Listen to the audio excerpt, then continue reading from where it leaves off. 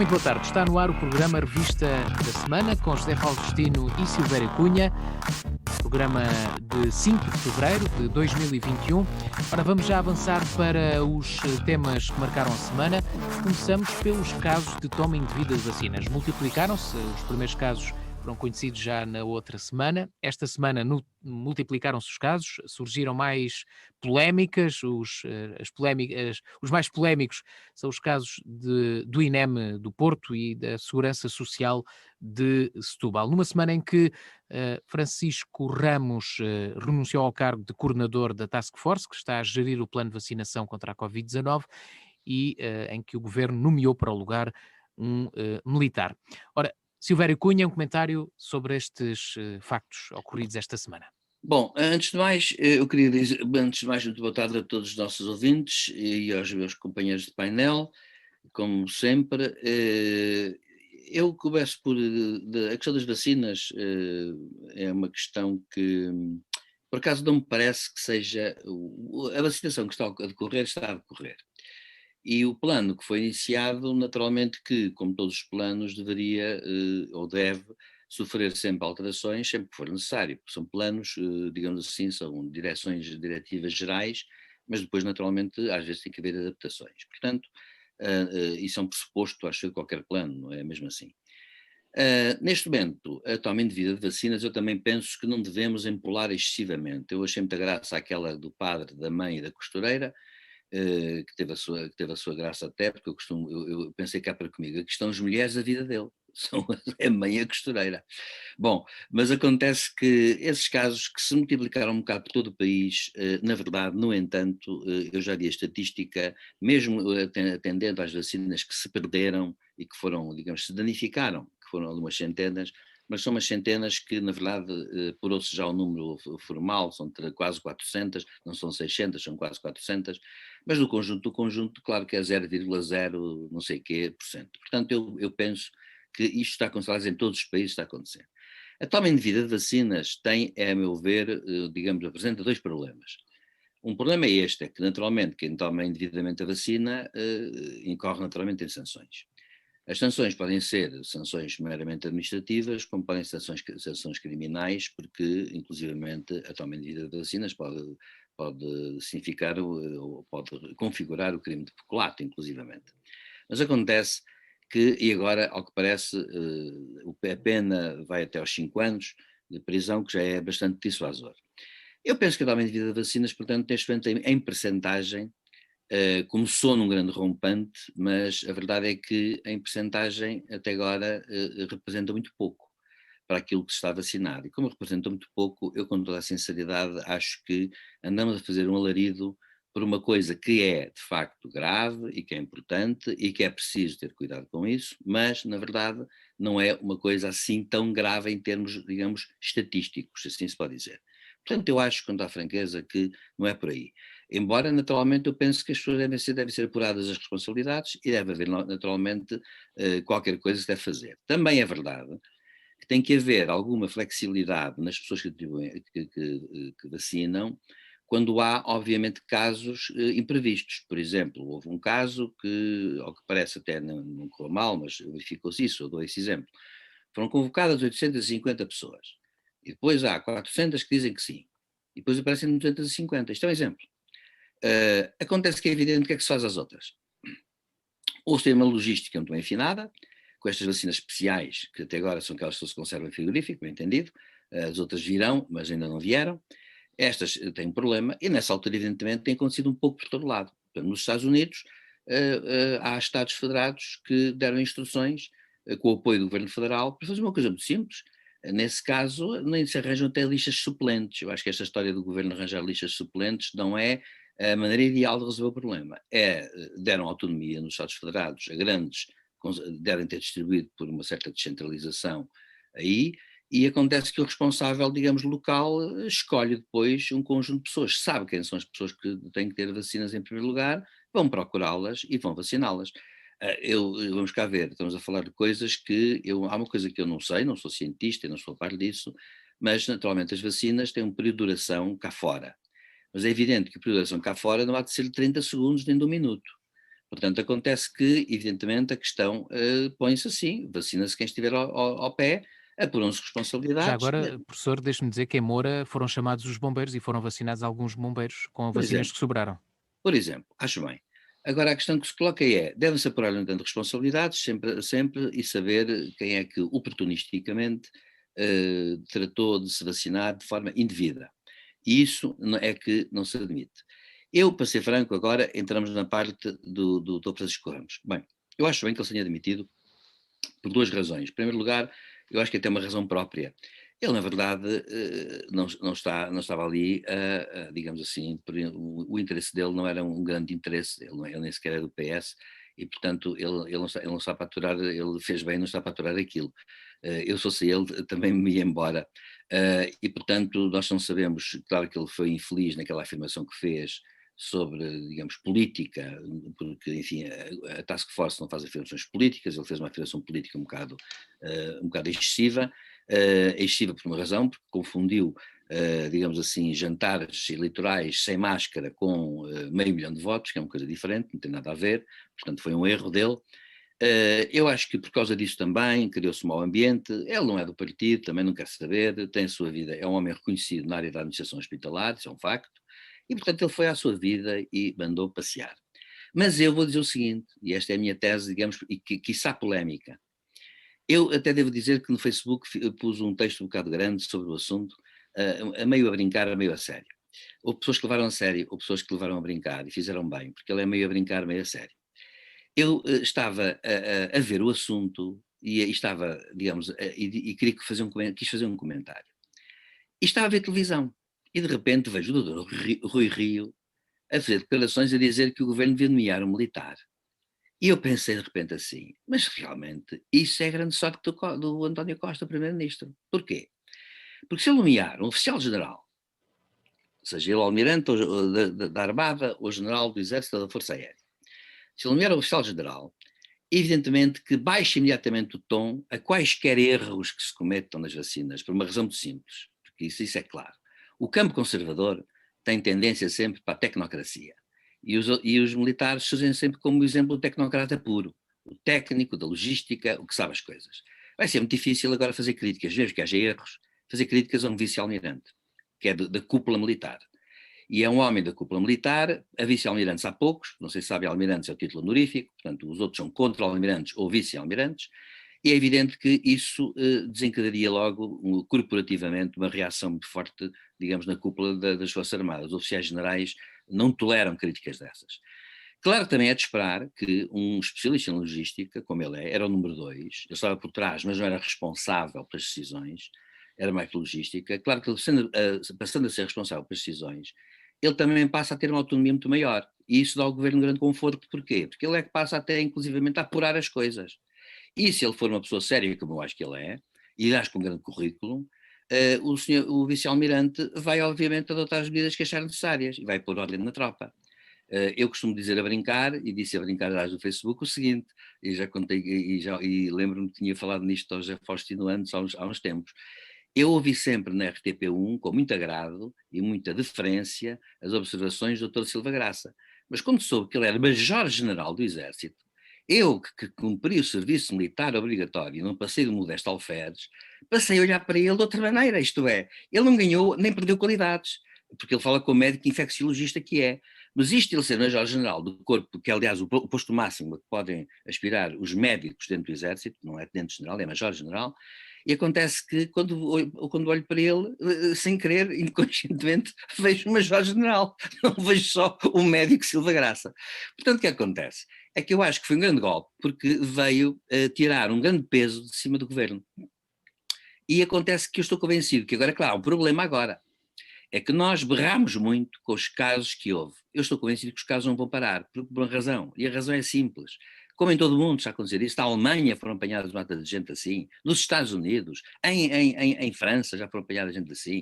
O que acontece? É que as pessoas têm o homem médio, vamos assim, o ser humano médio, é medianamente utilitarista. Não é nenhum santo, nem nenhum demónio. É utilitarista, isto é, autotutela aos seus interesses. E há pessoas que, de repente, num dado momento, de não ligar nada, não sei se repararam que houve um problema curioso, é que antes não se falava, havia quem fosse contra as vacinas, para aqui e para lá. Agora, os negacionistas quase desapareceram e os inquéritos mostram que cerca de 80% dos portugueses querem vacinar-se, o que é uma coisa muito curiosa porque se tomou, toda a gente ficou com medo. E agora já toda a gente, ninguém põe em causa as vacinas, ou quase ninguém.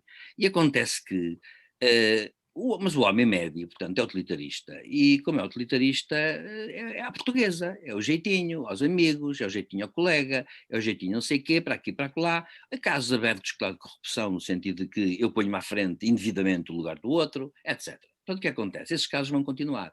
Agora, com o vice-almirante à frente, há um problema que eu agora ponho que politicamente é interessante, que é o seguinte: primeiro, eu acho que ele tem a obrigação de fazer as coisas com transparência, portanto, vai saber dos casos tal qual como sabia antes. E acho que só não se saberá se houver uma conspiração, não digo dos jornalistas, que eu gosto muito de jornalistas, mas daquilo que eu chamo de dispositivo mediático. Um dispositivo é uma espécie, como há o dispositivo económico, há o dispositivo mediático, há o dispositivo assim, médico, etc. E se o dispositivo mediático, que grita com estes casos todos que houve, que afinal foram inferiores, estão na escala das centésimas, dos milhões de frascos que andam aí, se por acaso não gritarem da mesma maneira, isso mostra uma grande hipocrisia desse dispositivo. E mostra que a estratégia do Primeiro-Ministro funcionou muito bem. Porquê? Porque com um vice-almirante tudo pia mais fino. E acontece que eu acho que, curiosamente, este conselho que o Dr. Rui Rio deu ao Primeiro-Ministro Costa, E para terminar, professor. vou acabar, eu estava a Nós acabar de já, escrever. nós já aqui, eu já tinha aconselhado aqui Pois, pôr o militar à mas frente acontece disso. que eu E estava a da escrever. coordenação da luta contra a Covid Pois, também, mas um militar. eu estava a escrever o texto quando de repente Ah, soube que o governo tinha nomeado um almirante e disse assim: não. epá, isto seria só de grande ao Costa. O doutor Rui Rio fez um grande favor ao Costa. O primeiro-ministro, sabe, o primeiro-ministro fez uma grande jogada política, porque pôs um tecnocrata, um oficial dos Forças Armadas é um tecnocrata por definição. É o tecnocrata mais puro. Pôs um tecnocrata à frente daquilo, um homem ainda por cima da cúpula militar, da alta cúpula militar, e portanto, a partir de agora, o governo está desresponsabilizado dos problemas. É ele que os vai resolver e vai pedir os meios ao governo. E isso é muito importante para o primeiro-ministro António Costa, muitíssimo importante. E a opinião pública gostou quer do conselho do Dr. Rui Rio, só que quando eu estava a aconselhar o Dr. Rui Rio, estavam já a decorrer, parece que a nomeação do vice-almirante, tanto assim que a vice-almirante foi anunciado meia hora depois. Portanto, isto certamente não foi uma coisa, portanto, não foi a seguir, foi ao mesmo tempo. E por isso eu acho que foi, sob esse ponto de vista, e paradoxalmente, uma vitória do Primeiro-Ministro, porque é uma grande jogada política, de grande alcance. Num sentido positivo, devo dizer. Portanto, é isto para já que eu tenho a dizer sobre isso. Só queria terminar dizendo o seguinte, portanto, não dou importância, grande importância aos casos que houve, são infelizes, e como digo, são também de diferenciar. Por exemplo, eu vou dar um exemplo. Aquele padre que, isto é um exemplo que eu dou porque são dois padres é que isso aconteceu, dois casos diferentes. Aquele padre que vacinou-se a si mesmo e à mãe e à costureira, evidentemente que cometeu um erro sem pés nem cabeça. Mas houve um padre de um lar que foi chamado para ser vacinado. Ele foi vacinado. E depois o nome dele apareceu na comunicação social e ele deu uma explicação que eu ouvi. Ele disse assim, não, eu fui chamado. A verdade é esta, disse ele, é que eu, de facto, o apoio aos doentes de Covid não é só um apoio médico, também apoio espiritual para quem deseja. E eu estou lá ao pé deles. E eu pensei, até por causa disso, é que me tinham chamado. Mas se foi assim, eu lamento muito, mas não sabia. Eu fui chamado e tinha aqui a ordem que me mandou apresentar. É claro que é um caso diferente. Como também ficou por esclarecer, e com isto termino, um caso que me pareceu um bocadinho, que não percebi muito bem. Aquela presidente que era voluntária, ou alguém que foi voluntário, que não sei, que era voluntária dos doentes de Covid, mas depois verificou-se que era via Zoom. Facilitava o contacto entre doentes de Covid que estavam com assistência respiratória, mas que podiam falar com familiares. E, de facto, criticou-se muito, então, via Zoom, então que história é esta? Voluntária via Zoom, mas ela depois deu uma explicação, que eu não sei se é verdade, se é mentira, atenção, portanto, não ponho, estou apenas a levantar a questão, só para mostrar como isto também é complexo. Ela disse, sim, mas é que eu estou junto do doente com Covid, a fazer o contacto com os familiares, não estou num sítio fora, etc. Não, estou ali porque o doente não se pode mexer, não se pode não sei o quê, portanto eu tenho que estar ali com ele, a pôr o microfone para aqui e para lá. Portanto, isto para dizer que os casos são todos diferentes, há casos e casos, há casos em que haverá claramente corrupção ou ilícito, e há casos em que houve negligência E há casos em que, de facto, eu acho que as pessoas é mais vale uma vacina dada do que uma vacina deitada fora. E, portanto, eu penso que é o que há uma praxe dizer para já sobre isto e vamos assistir ainda a coisas semelhantes e espero que o vice-almirante ponha tudo na ordem e em termos e funcione tudo Muito melhor. bem, muito bem. José Faustino, a sua opinião, boa tarde. Bom, boa tarde. Imagine-se esta série de trapalhadas, porque é do que se trata, no tempo do governo de Passos Coelho. Caiu a Carme a Trindade. Nem sei se um vice-almirante serviria para resolver isto. Devia ter que entrar um comando da NATO para resolver semelhante coisa. Mas não, estamos num governo que raramente acerta numa medida, nos últimos 6 ou 7 anos. O país está num caos tremendo, toda a gente vê... Mas nesta acertou, José Faustino. Não, nesta acertou, toda a gente dizia o mesmo, não foi o doutor Virgílio, eu ando a dizer isso há um mês, aqui no programa, toda a gente fala, na televisão vi várias pessoas. Aliás, eu falo já nisso, vou já aqui dar um coisa para o segundo ponto, veja-se a ajuda alemã a Portugal, 26 militares, aquilo é tropa. Liderados por um general. É médico, pois é tropa, avião militar é tudo tropa, é assim é que se trabalha. Quando as coisas fazem com profissionalismo é assim. Porque a diferença entre um civil e um militar é que se o general ou o oficial diz é para ali que se vai. Não se pode ir para aqui, nem para lá. É para ali. Não se discutem ordens. Não há democracia ali. É um ponto consentâneo, um ponto consenso, acordado previamente em que não há democracia. Há hierarquia para cumprir. E neste país há democracia só de nome e quando convém. Não é? Porque o problema das vacinações indevidas, eu não vou julgar casos, porque qualquer caso de vacinação indevida tem que ser julgada em tribunal. E eu sou um ferrenho defensor da presunção da inocência. E, portanto, eu não sei se o padre, se aqui o nosso vizinho Calixto, se alguém se prevaricou, se não prevaricou. Eu palpito-me mais, aliás, palpito-me mais que há ali descontrole, falta de planeamento, como é costume. Porque isto espelha o nosso regime. Espelha o nosso regime, eu não quero ir para a filosofia, para a essência da humanidade, do homem, se é bom, se é mau. Mas espelha um bocado a nossa sociedade. Não, eu inclino mais que o homem por origem é mau. A Igreja até diz que traz o pecado original, mas isso é filosofia. E eu não me quero meter nisso. Tenho ideias sobre isso, mas não me quero meter nisso.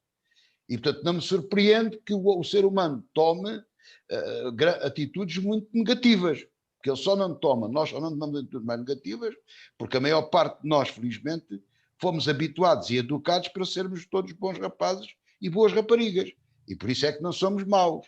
Há outros que não, a educação não é tão forte e a genética ainda mais forte é. Portanto, isso é um problema, o ser humano. O outro problema é Portugal no seu melhor e o nosso regime que falha totalmente e em todas as matérias, em tudo. É muito raro acertar em alguma coisa. E, de facto, para pôr ordem na tropa, não restava, eu não concordo com o professor Silvério Cunha, não é nenhum rasgo de brilhantismo do Dr. António Costa, foi uma coisa em desespero de causa.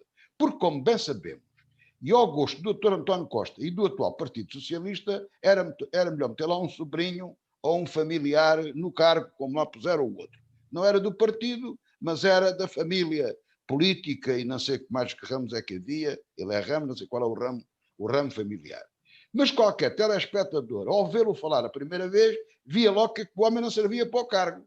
Mas olha que ele é um reconhecido, muito reconhecido. Eu quero saber, há muita gente, eu estou farto de reconhecimento das pessoas que eu mais reconheço e que sei que são pessoas competentíssimas, ainda há bocado com o microfone fechado, falávamos numa pessoa, e por uma questão de respeito não vamos citar o nome, que nunca os vi em cargo nenhum de importantes, nem coisa nenhuma. É certo, hoje toda a gente recusa e foge disso a 7 pés. Ninguém competente quer ir para coisa nenhuma. E, portanto, é uma grande dificuldade. Claro, ainda convencem destes generais na reserva e tal, e almirantes e coisas, a aturar isto. Porque vamos lá ver, estamos a falar numa situação de pandemia, perante um bem que é escasso, que são as vacinas. Sobram vacinas? Como? Como é que isso é? Sobram, mas não podem sobrar. É que se nós estivéssemos a receber vacinas, que infelizmente nós estamos, à tal quantidade de 50 mil por dia, que era o que estava previsto, a 50 mil por dia, bom, pode ter sobrado, os frascos dão para 6 doses, parece que é 6 doses agora. Bom, pode haver aqui uma pequena... Mas não, aquilo vem às caixas de 10 e 20 e 30, o Sérgio sabe, recebe em caixas de 50, sobraram vacina. Peço desculpa, não sobrou vacina, falta é planeamento. Qual vacina? Então, se vêm 104 vacinas e meia, estão lá 104 pessoas e meia para levar a vacina. Isto é que é planeamento. Já agora, Faustino, deixa-me dizer que cada frasco tem 5 a 6 doses. Por isso 5 a 6 doses. 5 a 6 doses. Por isso é que pode também haver algumas sobras, porque pode estarem a fazer conta a 5 doses e sobrar uma, não é? Eu não sou obrigado a fazer o planeamento, mas provavelmente na primeira caixa, só porque eu não gosto também de passar por esperto, mas também não gosto de passar por burro. Vamos lá ver. Os primeiros a serem vacinados foi o pessoal de saúde, no centro de saúde. Vacinaram-se eles próprios. Provavelmente eu agarraria no centro de saúde e dizia assim: bom, meus amigos, esta caixa não dá para todos. Quem é que fica para o fim? Vocês vão ser as reservas das próximas vacinações. Quando sobrarem doses, são vocês. Na semana seguinte vinha outra caixa, sobravam 2 doses. Maria, António e Joaquina. Tuca. Portanto, alguma coisa havia de haver, de maneira a que estivessem ali perto. Por exemplo, os centros de saúde aqui, os centros de saúde, bem, núcleos, alguns estão no Hospital de Évora, é o que não falta, é a gente a necessitar de vacina no Hospital de Évora. Portanto, não é preciso ir buscar... Já Faustino, posso interromper só para fazer uma pergunta? Diga. Que é o seguinte, diga. Num caso destes, acha que deve haver descentralização, por causa intriga-me esta questão, descentralização ou centralização? Descentralização. Portanto, centralização no poder e descentralização na operação. É como na tropa. O almirante manda em Lisboa, mas o chefe de companhia, o chefe de pelotão tem autonomia. O senhor sabe, esteve na tropa, foi oficial. Um pelotão, quando vai para combate, vai entrar em ação, é o comandante do pelotão que lá manda. Não é o general. Os ordens do general. O general tem a visão macro. Agora a visão micro é daquele.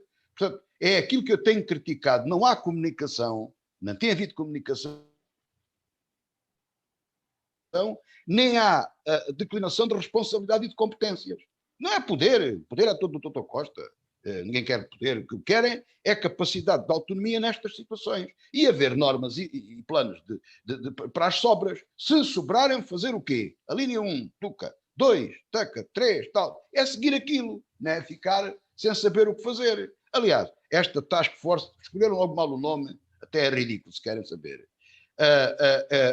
O que fizeram foi, logo, os critérios diferentes de todos os outros, fizeram tudo mal desde o princípio. Portanto, isto não podia funcionar bem. E depois o Dr. Ramos demitiu-se, parece que houve grande festival de vacinas lá no hospital onde ele é diretor, mas não se demitiu do Hospital da Cruz Vermelha, onde ele é diretor. Ele é da Comissão Executiva. Pois, mas lá é que se deu o problema, devia também demitir-se, também é da administração, portanto, se é executivo, também é responsável. Parece que afinal foi só um caso.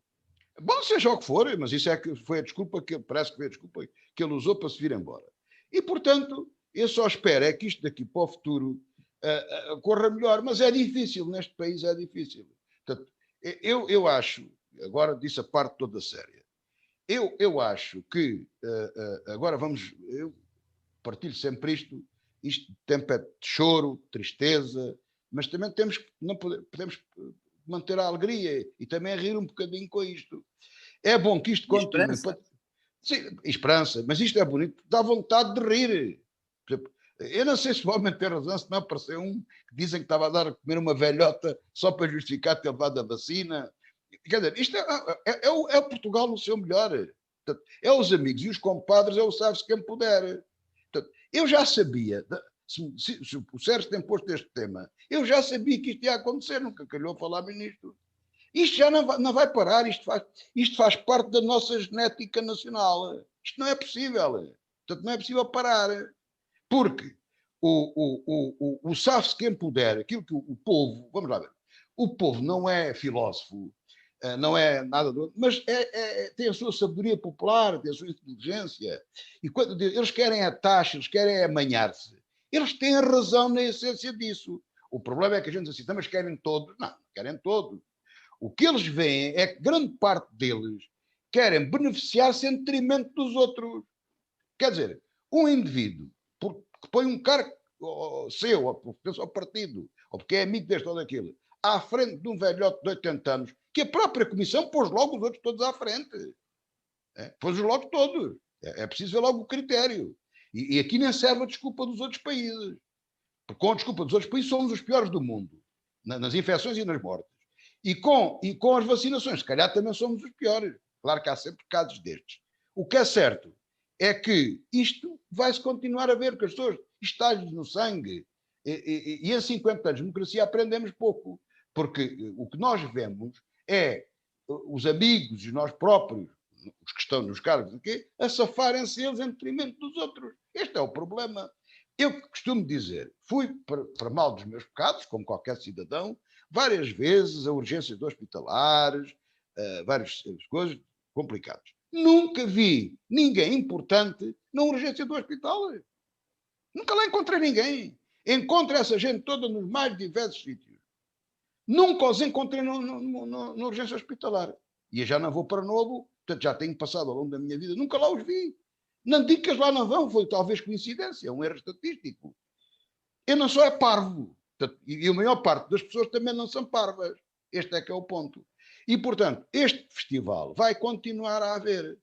Claro que já há quem proponha penas, já há quem ponha lei. Vê o doutor António Costa, as nossas leis já chegam, não chegam nada. Não chegam nada, é uma adaptação. Não chegam, Isso é conversa, eu ouvi a conversa dele. Ele também tem a mania que tem as leis todas e algumas que estão muito mais foi ele que as fez. Mas hoje não estamos cá para isso. Pois. Não, o problema aqui, isto não é caso para 5 anos de prisão, nem para 3 anos de prisão. Isto é caso para uma semana de prisão de vergonha, ia haver, e com orelhas de burro nas orelhas, como se fazia na Revolução Cultural Chinesa, sob a orientação do mestre Mao Tse Tung, com orelhas de burro e com chapéus muito grandes e coisas do género. Isso é que era feito para ver se havia vergonha. Porque esta gente não perde a vergonha. Agora, no meio disto, há gente que está inocente. O padre que foi chamado, a senhora, a mãe do padre, que vive dentro do lar. Claro, os jornalistas também fazem graça a tudo e andam à procura do crime. Grande parte do caso é esse. Agora, é Portugal no seu melhor. Portanto, nós temos que levar isto a rir. Também temos que levar isto a rir. E já para antecipar um problema. Eu não vou na conversa que os ingleses andam para aí a fazer coquetéis de vacina, tomam uma dose de uma, tomam uma dose de outra. Cá o menino, com ordens ou não do Dr. Costa, porque o Dr. Costa manda em mim só até um certo ponto. Ainda preza a minha liberdade e, felizmente, ainda não estamos em ditadura. Não estamos muito longe, mas isso também é outro problema mais complicado para se discutir noutra altura. Mas eu vou levar doses da vacina da mesma raça ou aquilo que as farmacêuticas disserem. Porque quem manda em vacinas é quem as fez. Eu compro um carro e eles dizem que o carro tem um determinado uso. E o carro é para passear com a família. Se eu for com ele fazer saltos, saltar obstáculos e fazer rally, eles não me garantem, tiram até a garantia do carro. Isso é outra coisa. Carros de corrida são para outro efeito. As vacinas são para ser tomadas ao fim de 21 dias, as doses, é isso que tem que ser feito e da mesma marca. Portanto, não venham cá com aldrabices, venham lá dos ingleses, venham de onde vier. Se a Pfizer disser assim, sim senhor, podem ser mais uns dias. Se a Johnson disser essa não diz porque é só uma dose, mas se a Moderna disser pode ser não sei o quê, e disser, não, pode-se pôr de uma e depois de outra na segunda dose, eu aceito isso e acho que é normal. O resto é conversa. O resto é conversa. Porque quem fabricou a vacina é que sabe disso. Portanto, não é agora. Muito bem, temos de avançar, José Faustino. Baseada, não ponha em causa o valor científico de quem dá esse parecer, mas o fabricante é que tem a responsabilidade. E, portanto, o que está previsto é as vacinas têm 2 doses ao fim de 21 dias. E já sei outra coisa, fica aqui a antecipação. Vão faltar vacinas, escreva aí, Sérgio. Vão faltar vacinas para a segunda dose. Quando chegar à altura, o Dr. Costa disse que havia uma reserva. Eu vi. Mas vamos lá ver se há ou não há reserva. Estou desconfiado, Vamos chegar... Mas também, como sabe, entre as vacinas novas que vão aparecer, há umas de uma só dose. Sei, é Johnson Johnson, sei, mas essa tudo bem. Mas as que são de 2 doses, o que eu estou a dizer é que estou desconfiado que cá na nossa República vão faltar vacinas no dia em que as pessoas têm que as tomar. Estou cá desconfiado. José Faustino, permita-me só chamar a atenção para um ponto. De facto, há uma coisa que eu achei, enfim, isto é mesmo assim, nós estamos a viver a doença em tempo real. Por exemplo, a vacina de Oxford tem uma percentagem de êxito mais baixa. E então o que eles estão a pensar é aproveitá-la e vacinar com 2 vacinas diferentes, isto é, a vacina de Oxford, ser aplicada, a tal coisa que o José Faustino estava a dizer, ser aplicada com outra vacina mais forte para poder resultar. Isso, de facto, para mim é duvidoso, a não ser que os bioquímicos que fazem as vacinas garantam que não há problema. Agora, o que está a dar... Se a Moderna e a Pfizer produzirem uma norma a dizer que isso está correto, eu aceito. Agora, não esquecer que está a ter muito êxito a Sputnik 5, ou a Sputnik V, a vacina russa. Pois, mas olha, eu não quero a Sputnik... Na Alemanha já estão a aplicá-la em grande. Eu vou-lhe dizer, deixa lá os alemães tomarem as vacinas que eles quiserem. Aliás, a Sputnik tem uma eficiência de 95%, da Moderna tem não sei o quê. Eu só acredito quando vir, gostava de ver isso. Não, eu não acredito, tenho direito a não acreditar. E vou-lhe já dizer, o cidadão José Faustino não quer, não toma. Se não me derem outras, não tomo, fico sem vacina. Não quer nem Sputniks, nem vacina chinesa. É um contrassenso. Para o vírus chinês, devia haver uma vacina chinesa. Eu não quero. Quero, de preferência, uma vacina americana. Sem gosto. Agora, estou no meio direito. Muito bem. Mas não posso escolher. Agora, temos de avançar. A única coisa que me assiste na minha liberdade de cidadão é que não quero nem vacinas russas, nem vacinas chinesas. Muito bem. Fica registado, José Faustino. E diga às pessoas que se aguentem, tenham paciência, antes as americanas e europeias do que as chinesas e as outras. Eu não quero. Muito bem, fica registado. Vamos para o segundo tema. Só se me enganarem. Já percebemos, José Faustino. Que também é possível. Também é possível isso acontecer. Mudarem nos rótulos e essas coisas. Ora, o próximo tema tem a ver com a chegada de profissionais de saúde das Forças Armadas Alemãs a Portugal para prestar apoio no combate à pandemia, numa altura em que a pressão nos hospitais portugueses tem aumentado devido a esta terceira vaga. Vão trabalhar no Hospital da Luz, em Lisboa. Silvério Cunha.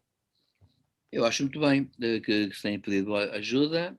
A Alemanha disponibilizou, aliás, algo que parece não é insignificante, porque o número de profissionais de saúde são militares, aliás, de operações até especiais, mas especializados em medicina, liderados por um oficial-general, aliás, também médico, e acontece que eles vêm com uma missão acompanhados por também 50 ventiladores, camas especializadas, etc. Portanto, é uma mais-valia muito grande sob esse ponto de vista. E, portanto, sob esse ponto de vista, eu penso que uma das poucas coisas boas das pouquíssimas coisas boas que esta pandemia mostrou, foi que estes mecanismos que estão previstos nos tratados europeus foram acionados, foram pedidos, os países, a Alemanha disponibilizou-se logo, e portanto, como aliás o Luxemburgo para receber doentes, bem entendido, mas a Alemanha disponibilizou e veio e trouxe. Uma coisa interessante no rigor germânico é que os dias antes tiveram cá 2 médicos militares pelos hospitais a ver como é que era. Portanto, eles foram distribuídos para o Hospital da Luz. Essa polémica de ser do SNS ou de ser da Luz não interessa para nada, por uma razão. Até porque, inclusivamente, estiveram cá esses 2 médicos a fazer uma visita exploratória e provavelmente até foi por comum acordo. Portanto, eu não gosto destas coisas de estar a levantar hipóteses ou conjecturas que não tenham fundamento. Portanto, para já, para mim, em qualquer hospital onde seja necessário, acho muito bem que eles vão para lá. E, portanto, acho que é uma boa notícia, porque mostra que, de facto, sob esse ponto de vista, o europeísmo tem ainda alguma esperança, porque, de algum modo, digamos, tenho a certeza que essa equipe vai ser eficaz, tenho a certeza de que eles vão fazer o melhor e tenho a certeza de que eles vão entender muito bem com os colegas portugueses. Uma coisa interessante que eu queria terminar para dizer é somente isto. Bem, eles vêm sem saber falar português, que é uma mania que cá em Portugal há muito, que não se certifica um médico nenhum que sabe falar português. E nós temos aí alguns médicos estrangeiros que falam português um bocado macarrónico e tal. Eu compreendo a situação, bem entendido.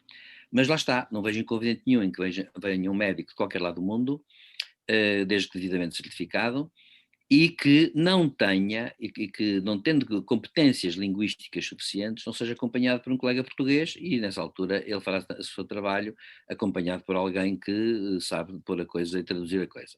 Portanto, eu acho que eles vêm todos muito bem, virão falar inglês provavelmente, os alemães falam todos inglês agora, hoje em dia, mas acho que vai ser, portanto, fácil, por um lado, e acho que vai haver, por conseguinte, vai ser positivo, vai ser muito positivo, e acho que isto mostra que, enfim, aqui a Espanha também também se disponibilizou, não sei até que ponto é que pode fazê-lo, mas, ou que vai fazê-lo, o que interessa, que chegou, mas para já eu acho que é uma boa notícia e acho que devemos ficar satisfeitos. Houve pessoas que ouvi pessoas dizer assim, parece impossível, uma espécie de falta de patriotismo, não. Agora há uma coisa que eu não posso deixar de dizer, e termino. Eu ouvi dizer que nós temos centenas de médicos em Portugal que não estão a trabalhar em medicina, porque pediram certificação, eslavos, por exemplo, pediram certificação, emigraram, e estão há 3 anos à espera. E eu não posso deixar de perguntar o que é que faz olhando os médicos para estarem 3 anos à espera da certificação. Não entendo isso, por acaso não entendo, porque fala-se em 750 médicos que estão aí. Mas, desculpe lá interrompê-lo, é por mesmo motivo que há números clausos para as universidades. Pois é, e acontece que eu acho que é péssimo, porque realmente, se for verdade, atenção, não estou a dizer que é verdade, porque não tenho na mão isso, mas se for Não, verdade, é que há verdade. 750 médicos há 3 anos à espera em Portugal de uma certificação, eu acho o cúmulo que a ordem, a respectiva ordem profissional, não tenha agilizado os procedimentos. Acho o cúmulo, é incompreensível para mim. José Faustino, a sua opinião sobre esta Não, vinda de profissionais de eu saúde quero começar aqui da Alemanha? por desmistificar alguns mitos que se criaram e mentiras, como é habitual, é já diário. Primeiro, ficou bem ao governo, aflito como estava, aliás, a Ministra da Saúde tem andado arrasada da cabeça, é natural, está em pânico, é o pior país do mundo, ela é a Ministra da Saúde, é responsável. Tem muita responsabilidade em cima e percebe-se. E fica bem, quando nós estamos aflitos, pedir ajuda, ajudem-nos, socorro.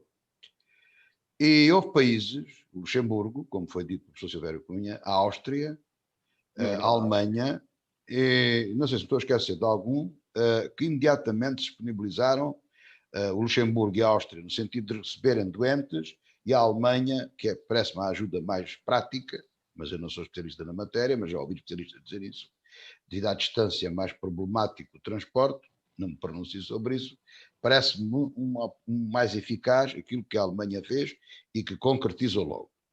Mas depois, rapidamente, apareceram a dizer o governo não autorizou nada. O governo pediu, e bem, tem que autorizar nada. Autorizou o apoio. Mas autorizou o quê? Há sempre as coisas vão bem, mas imediatamente as entortam. Mas autorizou o quê? Aceita ou não aceita o pedido de ajuda que fez? Autorizou. Mas a Alemanha precisa de autorização de Portugal para vir ajudar Portugal. Então, se não querem ajuda, não peçam. Autorizou. Quer dizer, eu acho que isto fica muito mal. Não perdemos os tiques de totalitarismo de maneira nenhuma. Esta gente não se enxerga. Agora, em relação à Alemanha, é aquilo que a situação é de emergência e a Alemanha atuou como tem que atuar. Aliás, os alemães já são como são. A gente do frio, e depois os prussianos e aquela gente toda, o professor Silvério Cunha sabe disso, a gente sabe, tem uma história boa, em termos, às vezes não tão boa como isso, mas a gente põe-lhe umas aspas, portanto, mas em disciplina e ordem é com eles. E, portanto, são militares. Bem, aquilo correu, eu gosto de ver aquelas coisas, tal e qual como eu gosto que corram.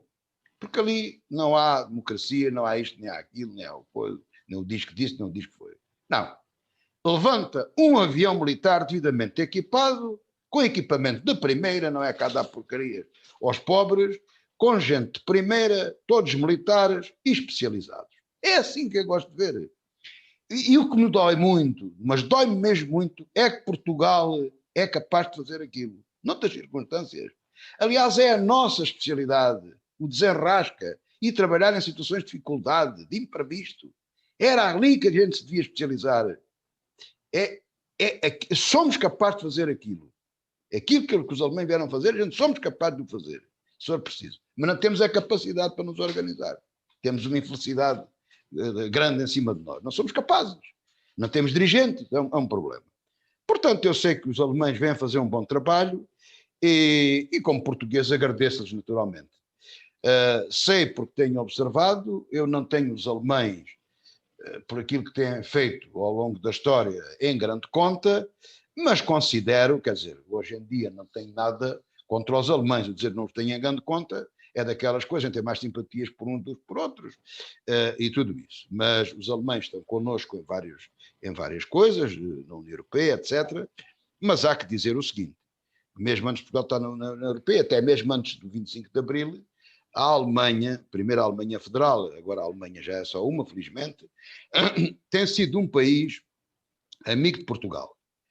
É um bom cliente de Portugal, tem feito muito investimento produtivo em Portugal e tem estado sempre disponível para Portugal. Eu, como a gente tem que levar isto, às vezes também, como eu digo, um bocadinho em boa disposição, até votam nas canções portuguesas na Eurovisão, mesmo quando elas não são grande coisa.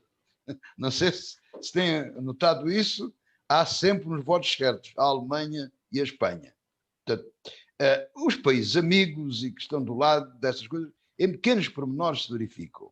E de facto, a Alemanha há muito tempo, o investimento alemão que foi feito em Évora e em outros sítios, portanto, é um país amigo de Portugal e deu provas disso.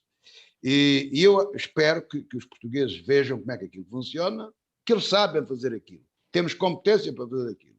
Quando Moçambique precisar, quando Angola precisar, nós podemos fazer aquilo. Façamos aquilo na medicina, como militares, noutras forças de ação rápida. Somos bons naquilo. Façamos aquilo. Aquilo é a nossa especialidade. Somos dos melhores no mundo. A desenrascar em imprevisto, somos muito bons. Portanto, tirem as devidas conclusões.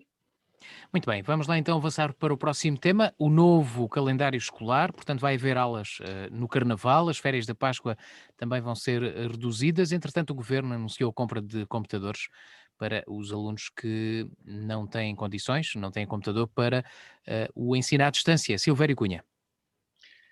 Bem, o que é que eu quero que eu lhe diga?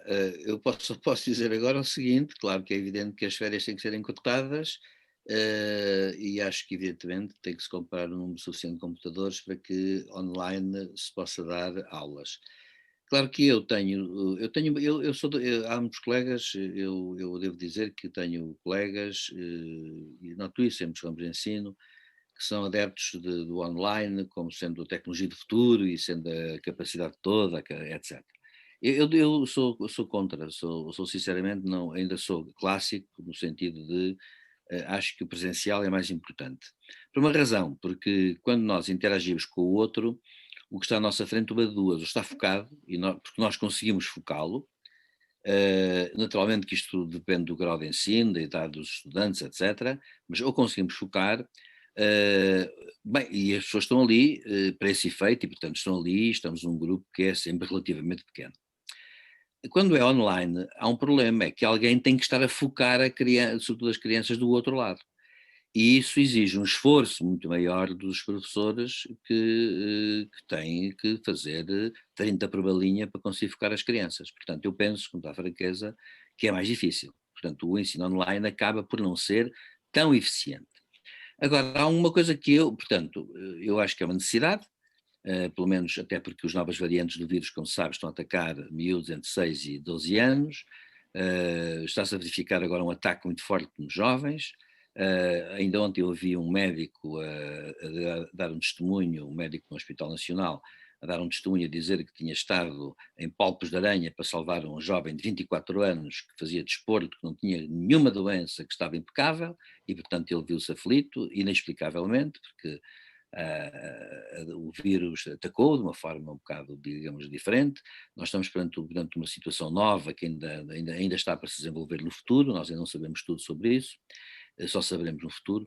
E portanto eu queria dizer com isto o seguinte, queria dizer que apesar de haver agora uma quebra do pico, etc., vai ter que haver muito rigor e penso que as aulas online vão continuar a ser importantes. Agora, eu não sou, e termino com, portanto, eu vejo isso como positivo, é positivo comprar os computadores, é positivo que se encurtem as férias, tem que ser, até porque as crianças têm que, obviamente, também necessitam da escola. A escola faz muita falta às crianças em muitos aspectos até que ultrapassam a pura aquisição de conhecimentos. Agora, eu não sou daquelas pessoas que penso que vai ser uma desgraça se porventura houver 6 meses de aulas online.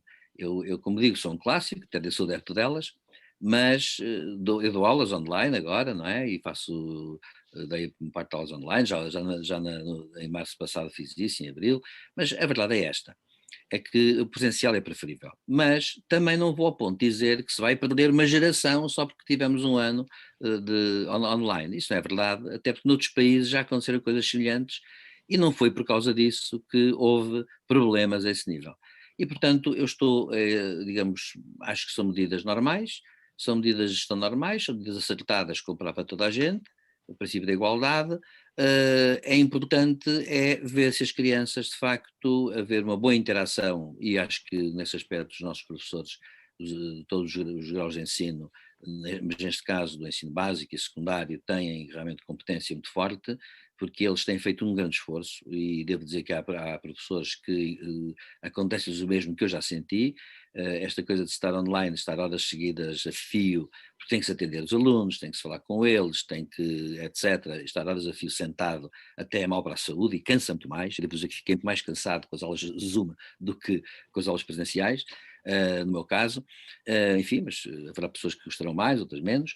Portanto, eu acho que é tudo normal e acho que não vai ter um efeito muito especial. Tem é que depois colmatar, obviamente, alguns atrasos que existam. Mas acho bem que agora se diminuam as férias e acho bem que toda a gente estas compras, pronto, já devia ter sido feitas há mais tempo. E acho que o governo andou aí, o Ministro da Educação já aqui disse que é um investigador reconhecido, mas um investigador reconhecido não faz um bom ministro. E acontece que eu acho que o Ministro da Educação andou aí, por um lado, sem saber muito bem o que fazer, porque estas compras iam ter ocorrido há já uns 2 ou 3 meses. E acontece que, portanto, vem, digamos, um bocado tardiamente. Mas, como eu costumo dizer, mais vale tarde que nunca, mas de facto vieram tardiamente. Vêm colmatar um erro que já foi cometido há 2, 3 meses, a meu ver. Mas pronto, é assim, e não morre ninguém, e portanto eu acho que agora há que ter até cuidado com as crianças, porque de facto as evoluções do vírus estão a tornar-se um bocadinho problemáticas, e ainda esta manhã, antes deste nosso programa, eu de manhã uso sempre uns canais estrangeiros para ver as notícias, e uma das coisas que está a preocupar, por exemplo, em França, verifica-se que também na Inglaterra, está a haver agora jovens atacados pelo vírus, inexplicavelmente, jovens sem doenças, tal como cá, já estão a aparecer, e nas estatísticas já estão a começar a aparecer com uma percentagem significativa. E, portanto, nós também temos que saber esta questão das aulas serem agora por online, também são uma medida de proteção, não só do confinamento geral, mas também são uma medida de proteção para os jovens, porque não se sabe o que é que pode acontecer ainda, numa mutação próxima do vírus. E é isto que me apraz dizer. José Faustino. Bom, o problema é que nunca é tarde para emendar, portanto o governo tem andado às avessas, vai para aqui, vai para a direita, vai para a esquerda, aos zigue-zague, às avessas. Sim, há um erro de 3 meses. Há um erro é aos zigue-zagues. Claro que já há contas disso, já estamos a fazer contas, e de facto já se sabe qual é a eficácia da não infecção com o fecho das aulas. Portanto, as aulas, de facto, travam a infecção. É uma evidência, como era fácil de perceber, mas andámos aqui a encanar a perna à rã. E também houve uma promessa de comprar computadores, mas é claro, não se compraram e agora é que se andam a comprar, estão atrasados. Só para que se saiba, em 2020, em plena pandemia, com esta calamidade toda, o governo poupou 3 mil milhões em despesa. 3 mil milhões é que não os gastou. Poupou em despesa. Com o apoio do PC e do Bloco de Esquerda, provavelmente. 3 mil milhões foi o que o governo poupou na despesa de 2020, já se sabe. Portanto, está tudo dito, porque é que não aparecem os computadores. Depois, sobre essa matéria, tenho mais duas coisas a dizer. A primeira é que isto, como se diz, quem não tem cão caça com gato, posto não é possível aulas presenciais, tem que ser à distância. É preciso é que haja tudo condições para isso. Agora vamos também devagar. Eu não sou favorável, tenho algumas dúvidas sobre a distribuição dos livros gratuitos para toda a gente. Há quem pode comprar livros e há quem não pode comprar livros. Quem pode comprar livros, compra-os. Quem não os pode comprar, o Estado pode-lhes dar. E o mesmo acontece com os computadores. Eu não vou na conversa do menino não ter um computador porque acho estranho, porque vejo desde o mais pobre ao mais rico com um tablet, não sei se é computador, se não, mas há alguns tablets com teclado e tudo, eu já não percebo se é um portátil, se não é. Portanto, os meninos estão habituados àquilo, têm aquelas coisas todas. Ora, quem tem dinheiro para comprar uma coisa daquelas, deve ter dinheiro para comprar um computador em condições para poder estar no ensino à distância. Suponho eu que deve. Se não tiver, então o Estado deve entrar com isso. Porém, e dentro de um princípio socialista e igualitário, e de introdução e do acesso a todos ao digital, lembremos do plano Magalhães do Dr. Sócrates, que foi parodiado e brincado e gozado na nossa santa pátria. Eu não sei se o engenheiro Sócrates é culpado ou é inocente das outras coisas. Isso ainda está em causa. Mas parece que era um grande plano Magalhães e que se ele tem sido desenvolvido, hoje estávamos muito mais à frente. E o projeto Magalhães previa computadores portáteis para todos os alunos e professores e ligação à internet. Era o que aquilo previa. Aquilo era um negócio feito, tinha sido feito, nos concursos das redes móveis. É preciso ver isso, e em articulação com as redes móveis. Portanto, isso foi tudo parodiado, mas se isso tem ido para a frente, hoje tínhamos uma situação diferente. Portanto, estávamos com o digital, com o Dr. António Costa abre muita boca para dizer o digital e o verde, portanto estávamos com o digital muito mais avançado. Assim estamos à espera, porque o digital é só com a boca larga, mas depois para comprar os computadores é com a boca muito fininha e poupou 3 mil milhões de euros em crise. E depois não há enfermeiros, nem há coisas, nem médicos. 3 mil milhões é que ficaram do lado de lá. O povo gosta porque os portugueses gostam dos governos poupados. Não, os governos gostam. Então agora já se esqueceram do Keynes. Então, quer dizer, Estou eu a não sou. estou a brincar. Já está a brincar, pois está a brincar, mas é gravíssimo num governo de esquerda acontecer uma coisa desta. Pá, se fosse o Gaspar, ou como é que se chama a ministra que lá esteve, o nome da senhora, a pessoa, o doutor Albuquerque, ou qualquer uma gente, ou o Passos Coelho, esse terrível diabo, ainda vá que não vá. Agora, num governo chefiado pelo doutor Costa, com o apoio do Partido Comunista e do Bloco de Esquerda, poupa 3 mil milhões na despesa, bolas. Eu estou para ouvir o que é que vai dizer a Catarina Martins pelo menos o nosso conterrâneo, como é que ele me lembro, o João, que é o que costuma aparecer indignado com estas coisas, o João Oliveira, quero ouvir, e o Jerónimo Martins também, o Jerónimo de Oliveira, está baralhado. Jerónimo de Sousa. E o Jerónimo de Sousa dizer sobre esta situação. Devem estar Muito bem, boquiabertos como eu estou, não é? Portanto, afinal, eles tinham razão também. Afinal, não se estava a fazer tudo. Pois não. Pouparam-se 3 mil milhões. Vamos lá então olhar para o próximo tema, a disputa no CDS-PP entre Francisco Rodrigues dos Santos e Adolfo Mesquita Nunes. Ora, Adolfo Mesquita Nunes pedia um congresso antecipado, mas o que vai acontecer amanhã no Conselho Nacional do Partido é uma moção de confiança apresentada por Francisco Rodrigues dos Santos. Silvério Cunha. Bem, eu por acaso acho que o assunto do CDS é importante só por uma razão, claro, vamos cá ver. O CDS é um partido histórico da nossa democracia e é um partido que sempre estruturou, digamos assim, o sistema político. E, portanto, claro, merece a nossa consideração enquanto analistas do partido. Não é um partido que tenha chegado, digamos assim, não é um partido revista, é um partido que os fundadores deram uma marca muito considerada, digamos uma marca muito considerada neste sentido muito bem demarcada, e foi um partido que eu não me canso de dizer, chegou a ter, obviamente, algumas percentagens apreciáveis de eleitorado. Portanto, acontece que o partido depois entrou num declínio inexplicável, ou antes, explicável por uma razão, porque, a meu ver, Paulo Portas é um bocado, do meu ponto de vista, Paulo Portas é um eucalipto, porque seca tudo à volta dele. Isto é, agrega efetivamente várias fações diferentes, mas depois seca tudo à volta dele. Irrevogavelmente, devo dizer, para usar a palavra, a célebre mudança semântica do conceito de irrevogável que ele introduziu na vida política para sempre. É o grande contributo histórico de Paulo Portas. Mas a verdade é esta, Paulo Portas conseguiu, depois de um dado momento, mudar, infletir o partido, juntando fações muito diferentes. Acontece que Paulo Portas foi-se embora, e acontece que não apareceu um líder com essa capacidade, até porque um líder que tivesse essa capacidade de agregar é um líder que, à partida, esse tipo de líderes valem pelas suas personalidades, portanto não valem por tendências de partido, por movimentos de partido, ou dentro do partido, etc., ou da sociedade. Acontece que agora a situação é esta, o presidente atual do partido, a meu ver, tem um discurso fraco. Vem das Jotas, como é habitual, o que é mau, para ser franco é mau. Eu digo isto em todos os partidos. Eu sei que são diferentes, as Jotas devem diferir, mas é mau por uma razão, porque cria-se ali uma espécie de funcionários do partido que vêm desde pequeninos, e depois, num dado momento, fazem da política, digamos assim, os lugares políticos fazem, digamos assim, a sua grande missão. Eu não o vejo, ele não tem um discurso denso, não é uma pessoa que tenha capacidade a esse nível e, portanto, eu francamente acho que Francisco Rodrigues Santos não é, a meu ver, um líder a sério. Agora, a verdade é esta, que, por exemplo, a Assunção Cristas, devo dizer, é uma pessoa que tinha e tem, ela está viva, felizmente, a sua densidade, digamos, cultural, intelectual e de cultura política. Devo dizer que ela tem. E devo dizer que tem, discordemos ou concordemos com ela, que é uma coisa que não está aqui em causa.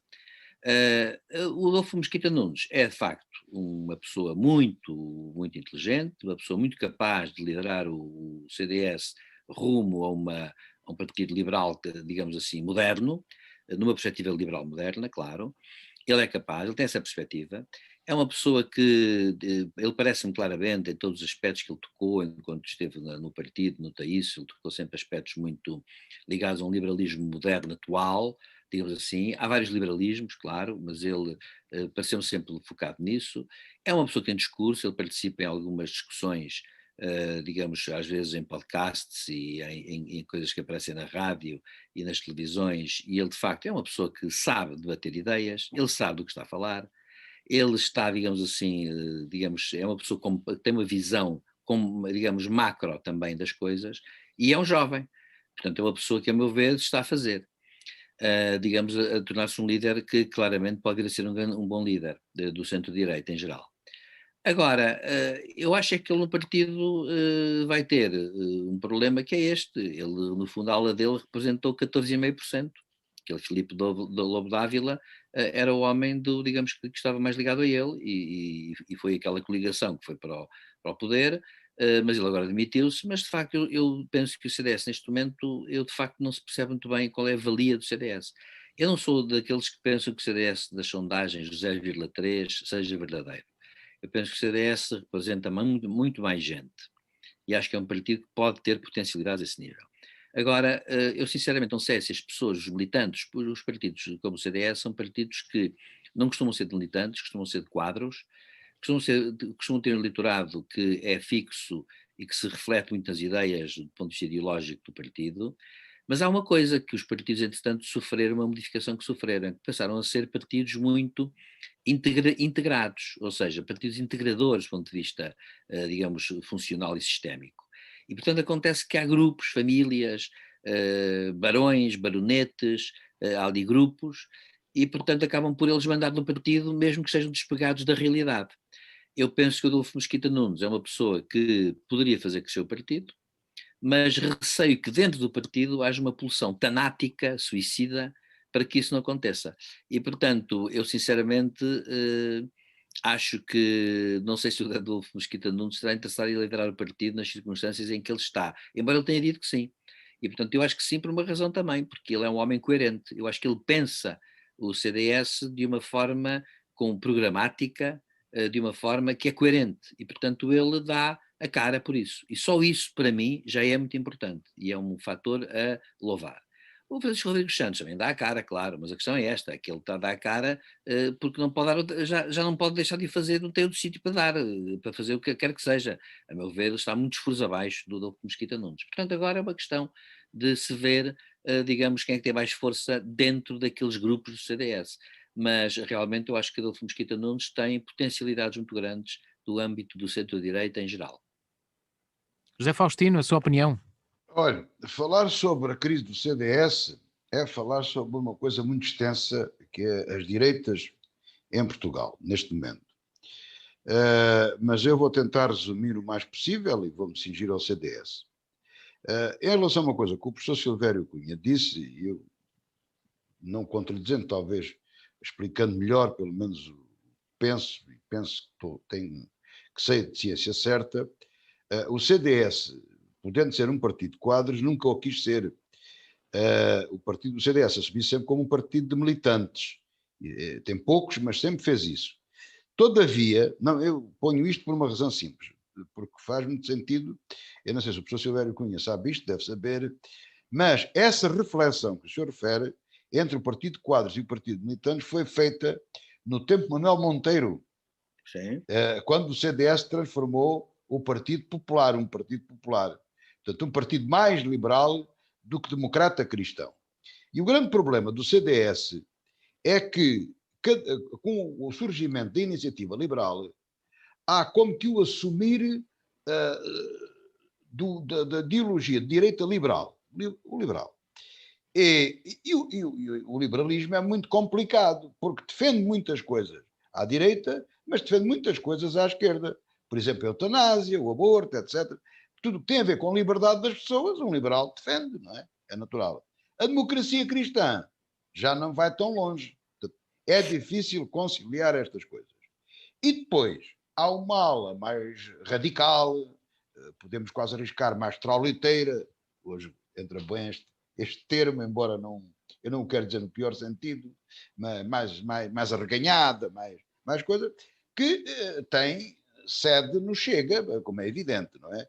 Portanto, o CDS aglutinava esta gente ou juntava os democratas cristãos e os liberais, depois do Chega, ficava com isto, e a ala mais moderada, mais conservadora, mais democrata cristã, venceu. Uma grande líder, como era a anterior, Associação Cristas. a Assunção Cristas, era uma excelente líder. Aliás, o CDS tem tido excelentes líderes, por isso é que agora este jovem chamado Chicão, carinhosamente tratado por Chicão, que é Francisco, comparativamente não é grande líder do professor Silvério Cunha. Pois não, o CDS teve tantos bons líderes, não vou muito para trás, não comecem Diogo Freitas do Amaral, mas Paulo Portas, Manuel Monteiro, Assunção Cristas, e agora aparece ele. Nota-se um bocado disto. E depois o Adolfo Mesquita Nunes é um jovem intelectual brilhante, é um tipo brilhante, com uma boa carreira profissional, etc. E tudo. Mas é um liberal. Este Adolfo Mesquita Nunes vejo melhor na iniciativa liberal do que propriamente no CDS. Mas o CDS há de continuar sempre a existir por causa dos democratas cristãos. Não sei como é que se faz esta quadratura do círculo, de juntar e continuar a juntar no mesmo sítio democratas cristãos com os liberais, e ainda mais difícil vejo aquilo que tendencialmente poderá acontecer, que é uma união, uma junção, uma fusão do CDS com a iniciativa liberal. Portanto, como é que conseguem conviver, não sei. Mas a história e a experiência diz-nos que há coisas impossíveis. Há quadraturas do círculo, pelo menos na política. Lembremos-nos que o Bloco de Esquerda foi constituído por trotskistas e maoístas, para não falar noutros. Portanto, isto era quase impossível 10 anos antes disso ter acontecido, 3 anos antes, ninguém acreditava. Aliás, quase na véspera daquilo, ninguém acreditava. E isso é possível. Isso é possível. E, portanto, nada nos diz que isso é impossível. Agora, a situação é de facto complicada. É de facto muito complicada. Eu não sei como é que ela terminará, mas é inevitável, estou convencido eu que o Adolfo Mesquita Nunes, se quiser dedicar à política mais do que se dedica à vida empresarial, que será um líder natural, tanto faz no CDS como na Iniciativa Liberal. Ele é do CDS, portanto é muito possível que consiga ganhar o CDS. Eu não sei exatamente quanto é que pesa a ala democrata cristã e a ala liberal no CDS, mas estou convencido que há gente flexível e que, embora não concorde com certas ideias liberais, certas coisas, mas é capaz de votar no Adolfo Mesquita Nunes. Estou convencido no próximo congresso o Chicão não tem hipótese com o Adolfo e, portanto, é uma questão de tempo. Chegamos ao fim do programa desta semana. Quero agradecer a vossa participação. Mais uma vez fizemos o programa à distância através das novas tecnologias para não corrermos riscos associados à Covid-19. Ficamos por aqui. Inconvenientes de não estarmos presencialmente. Ficamos então por aqui. Sérgio, deixa-me dizer outra coisa que Diga. esqueci-me. E acho que é animada. Agora, vi gente muito preocupada no campo psicológico das criancinhas que vão passar muito tempo a olhar para o ecrã no ensino à distância. E eu, olhem para a minha cara, estou preocupado. Vejo as criancinhas dias inteiros em casa, no restaurante, debaixo d'água, em todo o lado, a olhar para os telemóveis e para os ecrãs, e agora ficou... Gostei especialmente essa expressão debaixo d'água. Debaixo d'água, em todo o lado, dormem a olhar para o... E agora ficam traumatizados. É espantoso. De facto, a gente tem que se rir, mas aparecem pessoas de grande especialidade, etc., a falar com isto, a falar nisto sem se rirem.